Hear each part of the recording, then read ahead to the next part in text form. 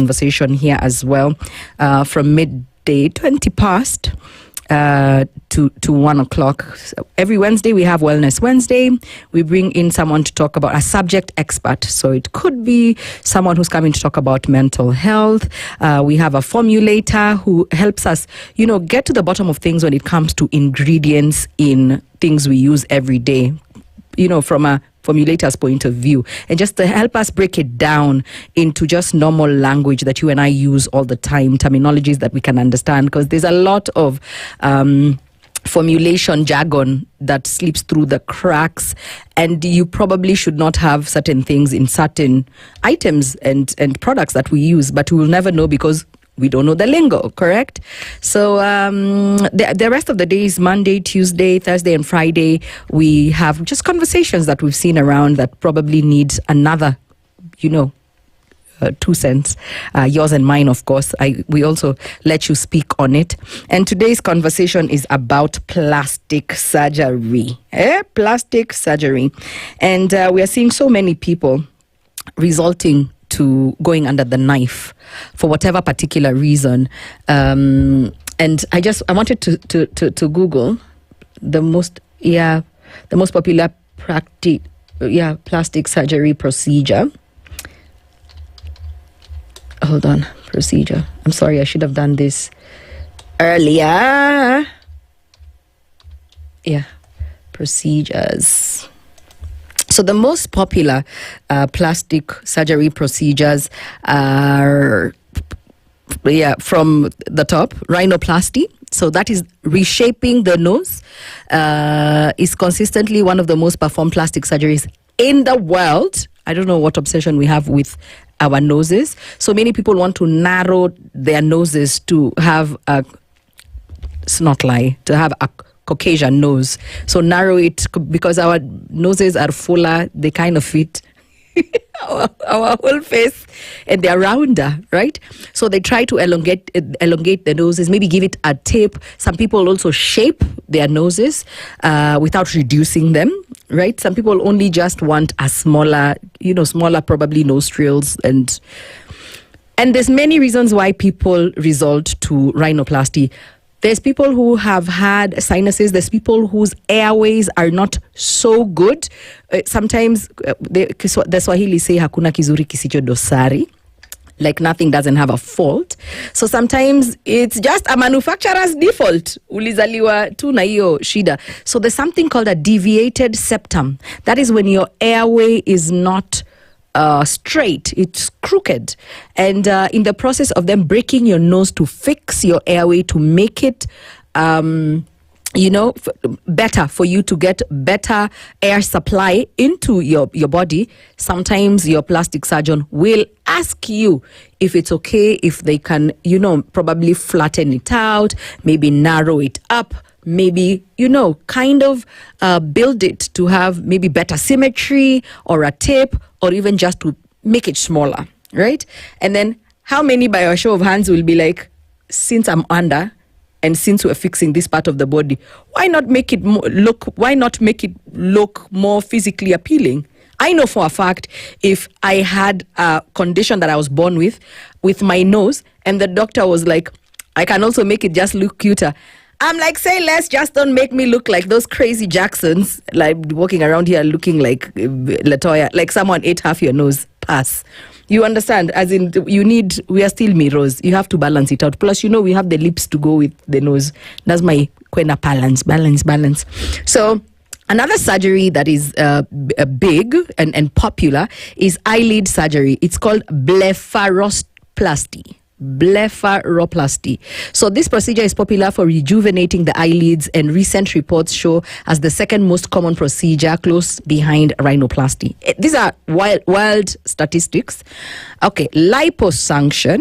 So liposuction is a very common procedure for body contouring. It removes unwanted fat from various areas of the body. So we are seeing girls going for liposuction, so they can suck out the fat from your back, from your waist. Sometimes they do 360, lipo 360. So all around your torso until the back, the flabs, the pouch, the tummy area, right? So just around your torso and the back. And if you're getting a second procedure done, maybe it is you want rounded hips and you want a fuller bottom, then they can use the same fat they've extracted from different parts of your body to your derriere, to your nether region, right? Yeah, makalio, yani di bum, right? Many women in these parts of the world are naturally endowed, but let's be honest, not everybody is built the same. And this is a very common procedure. Even in our country, we have a case that is in court that's playing out right before our eyes. A botched procedure. Someone goes to someone goes to one of these clinics and gets their body done, and they died on the operating table. And the family argues negligence. And I'm like, do you do your due diligence before approaching some of these surgeons? Are they board certified? Where did they study, to do these procedures? We know many doctors. Is there a place in the world that is known to successfully train doctors for? And then there's also procedures that are being done in places that the sun don't shine, if you know what I'm saying. There's surgeries to make things smaller and tighter, make them look prettier, just it's a lot.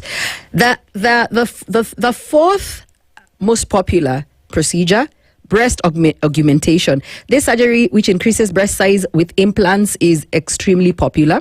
There's a facelift. I don't think we like to touch the face here until probably you're older. But a lot of the time now, the girls that we are seeing going for these procedures are really dealing with their midsection. As a woman who is approaching 40, I'm going to be 40 in January, I will tell you, it's a pressure point. It's a pressure point. So why would somebody get plastic surgery, you may ask? Very many issues, or rather reasons. Self-confidence. There's people who their weight has been a stumbling block. They've tried everything, and for hormonal reasons, genetic reasons, there's people who are genetically, your genes are working against you. You will work hard at the gym, you'll try and get, onto a diet, but you keep yo-yoing. You keep, like I have been 79 kilos for God knows how long. You can ask my producer, I'm always having grass in my bottles. I have smoothie weeks. I have mimi fupi non around. If I had the money to tweak, nip and tuck, would I? I don't know. I genuinely do not know. Would I? There's places I would never do, but there's things that you would do. I've had a procedure done at a clinic. I've had laser hair removal. And someone might think, oh, you can just use a blade or whatever. I could no longer use blades. I had a growth that was growing, and I didn't know what it was. It wasn't cancerous, thank God. I did the operation when I still worked for Standard Group PLC. So I was here on radio. In fact, I never told anybody. I never even took leave.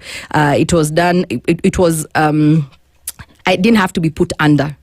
Right? So it was local anesthesia, local anesthesia. And they operated on me, and I stayed there for observation for 1 or 2, 3 hours. And then I went. The only thing I used to do was go back every day for dressing. And it was so bad. So one day I'm sitting here, and my producer, you remember Jules? I've had amazing producers, by the way. I don't know how I'm always blessed with awesome producers, Edwin being one of them. Jules sees from one of these cameras in the studio me bleeding, and she tells me, boss, I can see it, kuja.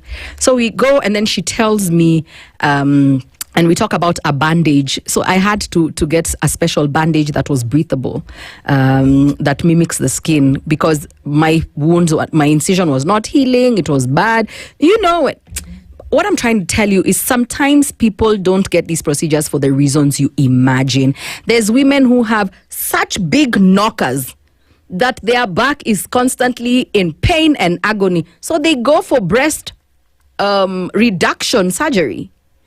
Should they decide to put silicone in there? You understand? It's like you've gone to get your car, you've got for service, but while you're there, you're like, they can do detailing, they can do wheel alignment. Since I am here while we are at it, you can still do this. So I don't have a problem with the people who do these for medical necessities. You understand? I'm like, if this, your weight is a problem, your weight is a challenge, and weight in the midsection is a problem, because what do? You stress your internal organs. So of course it does have some aesthetic, positives or upsides to it. And who does not want to look good? And many times I just feel like the lot that is making noise is because you're making noise outside the club because you can't get in. Don't worry, I am broke like you. I cannot do those procedures. That's the reason why I say I don't know if I would resort to plastic surgery if I had the money to do it. I don't think it's solely vanity. Vanity is, you just putting the physical before everything else, right? And vanity feels like it's so shallow and almost grotesque. Please, we need to just leave people alone. And then self-confidence. There's people who have told you that them looking a certain way has really been a damper on their spirits, their careers, and they just feel like it's that one thing that if they tweak, if they fix, it's the only stumbling block. And sometimes these things are mental, but sometimes just do it as long as you do it safely, ethically, and you're okay. Identity expression. I'm not going to touch on identity expression because we don't have people who are doing sex changes in our country, right? I don't even think that's legal. Yeah. So we don't have anybody who's going to change their type C to be type B. So, then professional pressure. There's people, we are in a very visual world, and especially if you're working in some of these, places. Like I work in entertainment. I'm a TV presenter, I'm a radio presenter, I'm always in front of the camera, and you will not believe how much I hate taking pictures and videos. But, and every once in a while, you're self-critical. And then not just self-critical, you're just here, just seeing newer, younger, better models just coming. Wanna launch to bodies every day. Tukunakuja tuko huku kwa mashows on TV. And not everybody is going to take the pressure. Well, some people will succumb to the pressure and say, okay, I want to stay here. I want to keep the wheel turning. I want to keep making money. So what am I going to do? I can afford it. I'm going to go and nip, tuck, fix, tweak, whatever. And keep at it. Keep working in the media industry in front of the cameras and everything. And sometimes there's inferiority complex. There's people who feel like if they do certain things that it sets them, it elevates them. Hey, who am I to judge? Who are we to judge? So we're going to let you now speak. I think I've spoken enough. Our conversation today is about plastic surgery. And we're asking you, plastic surgery is on the rise in our country. Why do you think people alter their bodies? And would you do it yourself if you could? Tupac.